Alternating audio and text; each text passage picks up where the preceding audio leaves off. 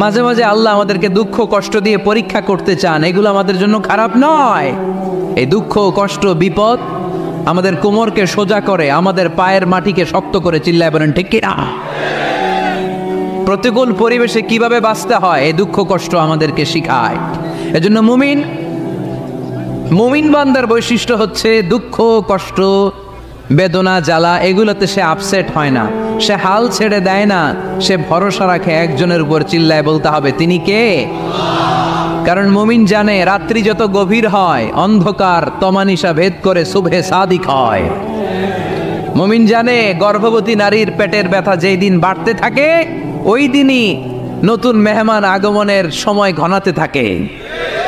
মুমিন জানে তার জীবনে দুঃখ কষ্ট বিপদ যত বাড়তে থাকে সুখের দিন কাছে আসতে থাকে। এজন্য মুমিনের হারাবার কিছু নেই। ফাইন্না মাআল উসরি ইউসরা, ইন্না মাআল উসরি ইউসরা। নবী হে, কষ্টের পরেই আছে আনন্দ, দুঃখের পরেই আছে সুখ। আপনি সমস্যায় পড়েছেন, ওই সমস্যার সমাধানও আছে না নেই? এই পৃথিবীতে এমন কোনো সমস্যা আছে যেটা সমাধান নেই? কথা বলেন। সমস্যা তৈরি করেছে কে? আবার সমাধানও দিয়েছে কে? Allah doesn't create a lock without its key. আল্লাহ কখনো চাবি না বানাইয়া ওইটার তালা বানায় নাই। কথা কন। তালাও যেহেতু আছে ওই তালার চাবিও বানিয়েছে কে?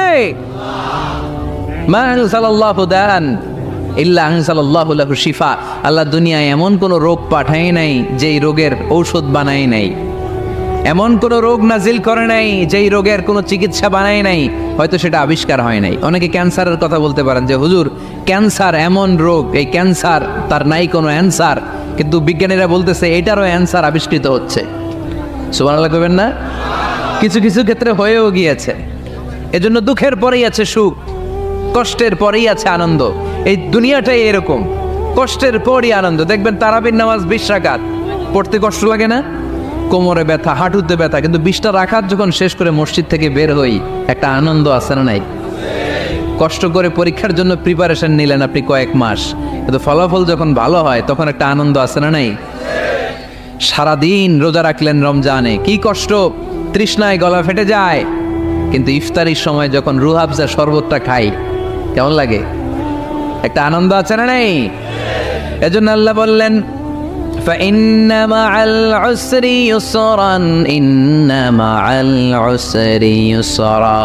ও নবী, কষ্টের দিন মক্কায় অল্প কিছু দিন, মদিনাতে আনন্দের দিন অপেক্ষা করছে। আমাদের জীবনে যে দুঃখ কষ্ট আসে আমরা ধৈর্য ধরবো, তাওয়াক্কুল করবো একজনের উপর, তিনি কে? কারণ আমরা বিশ্বাস করি কষ্টের দিন এটা চিরকালের জন্য নয়।